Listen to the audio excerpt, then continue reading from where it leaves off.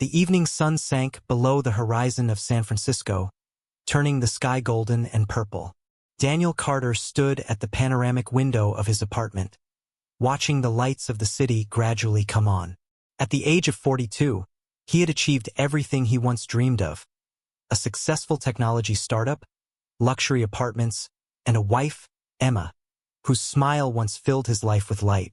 They met 7 years ago at a charity event. Emma, then a 25-year-old aspiring architect, argued heatedly about climate policy, and her confidence won Daniel over. A year later, they got married, confident that together they could overcome any challenges. But lately, it's like a wall had grown between them. Emma was increasingly late at work, and her messages became short and distant. Daniel told himself it was just fatigue before launching her new project, an eco-friendly resort in Napa. However, the uneasy feeling did not disappear. "Are you staying up late again? What is it?" he asked one evening, watching Emma put on an elegant black dress. She didn't look up. "Dinner with clients.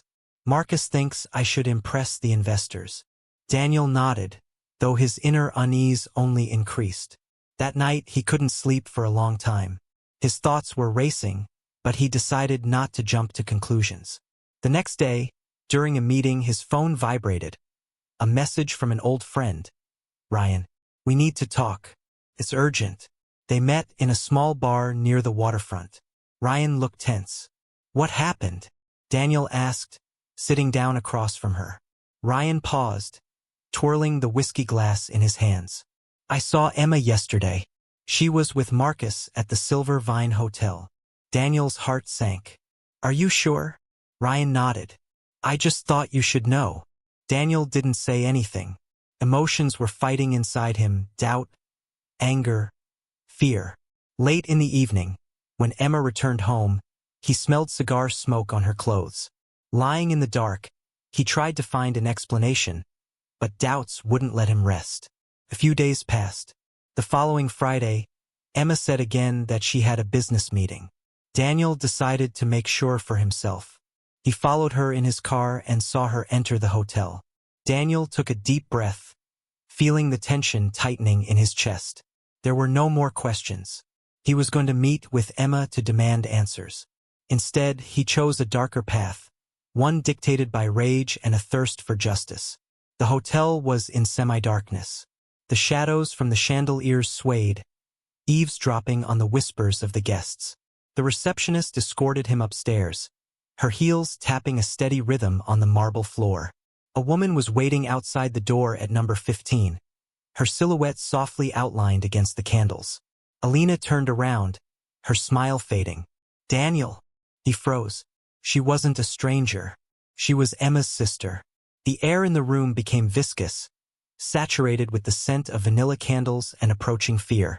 Alina pressed her hand to her lips, her green eyes, so similar to Emma's, widened in horror. "What are you doing here?" she whispered, pulling on a silk robe. Daniel staggered, hitting his back against the dresser. A picture frame of the sisters, taken in a vineyard, fell off the wall. The glass shattered into pieces. "Do you work here?" The words came out of his mouth almost in disgust. Alina shuddered. "It's not what you think. I needed money for my studies, for my mother's medical treatment." "Does Emma know?" She looked away, her cheeks flushed. The answer was obvious.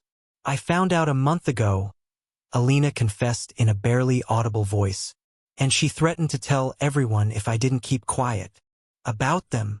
"About whom?" She gripped the armrest of her chair, her confidence evaporating. "About Marcus and others." Daniel paled. "He's not just her business partner, Daniel.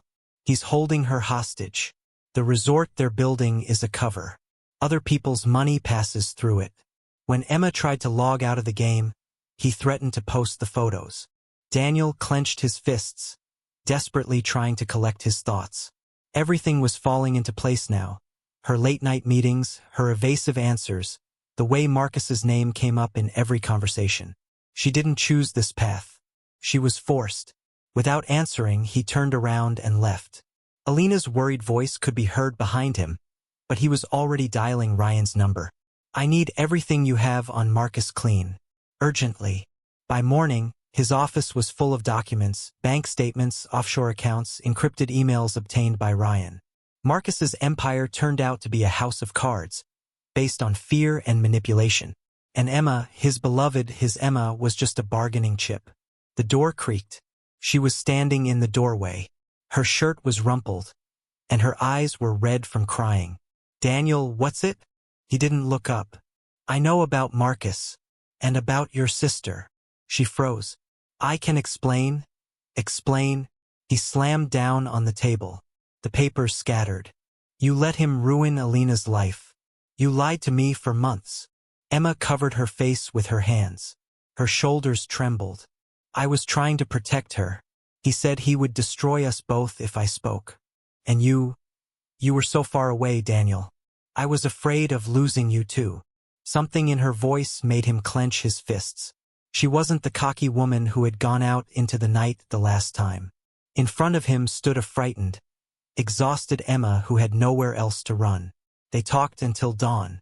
She confessed everything, how Marcus lured her into his network, how control gradually turned into a threat.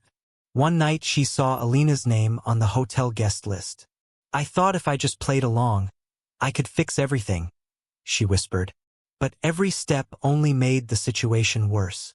Daniel hesitantly reached out his hand, covering her icy fingers. We will fix it. Together. The next 72 hours turned into a frenzied maelstrom of meetings, forged documents, and secret negotiations. Ryan hacked into Marcus's servers, discovering evidence that would be enough for a dozen verdicts. Alina agreed to testify, regaining strength in her voice. Emma fought too, turning her guilt into determination. On Monday they struck. Marcus was caught having a late breakfast at the Silver Vine. His smug expression froze as the agents burst onto the terrace. The news picked up the scandal, turning it into a major sensation. A rich entrepreneur, dark schemes, hotels with dubious reputations. Emma's name did not appear in the headlines. She helped the investigation but remained in the shadows. The victory was bitter. Daniel found her on the balcony that night. He's in the past, she said softly. But the feeling that it's not over doesn't go away. He stood next to her, looking out at the lights of the city. What now? Emma turned to him, her gaze searching for an answer. I need time. I need to be worthy of you again. He nodded. Love wasn't enough. Not yet. But there was still hope among the ruins.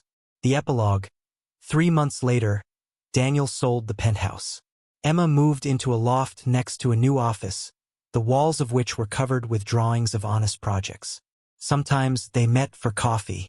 The conversations were careful, and there was a shadow of the past in them. Alina enrolled in law school.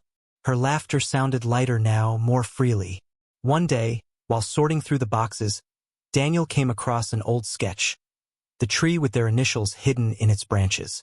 On the back was written, "Thank you for seeing me." He smiled, folded the drawing, and stepped out into the new. So guys, if you all liked today's story, please like the video and subscribe to our channel. And don't forget to press the bell icon. Thank you for watching.